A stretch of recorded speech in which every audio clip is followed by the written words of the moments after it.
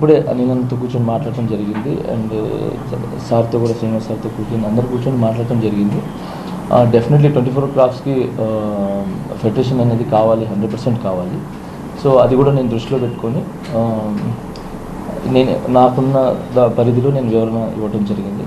So ఆ వివరణకి అందరూ సంతృప్తి చెందడం జరిగింది.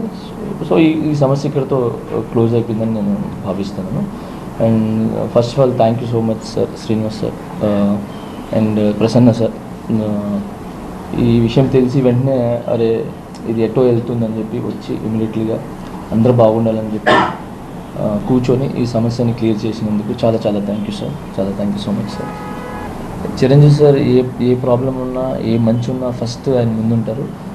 Thank you Chiranjeevi sir. ఇది ఫస్టే మీరు గమనించి పిలిపించి మమ్మల్ని కలిసేలాగా ఏమంటారు కూర్చోబెట్టి చాలా చక్కగా మమ్మల్ని ముందుకెళ్ళేలాగా చేశారు. ఫస్ట్ నన్ను కానీ శేఖర్ని కానీ, దాని తర్వాత ఇప్పుడు యూనియన్ సమస్యలని కూడా ఆయన కూడా ఒక మాట చెప్పి అనిల్ గారికి అండ్ మన రాజేష్ గారికి చెప్పి దీన్ని ఎలా అయినా ముందుకు తీసుకెళ్ళి దీని సమస్యను క్లియర్ చేయండి అని చెప్పి చిరంజీవి సార్ కూడా చెప్పడం జరిగింది. సో యూనియన్ సమస్య కూడా ఇప్పుడు క్లియర్ అయింది. Thank you so much Chiranjeevi sir.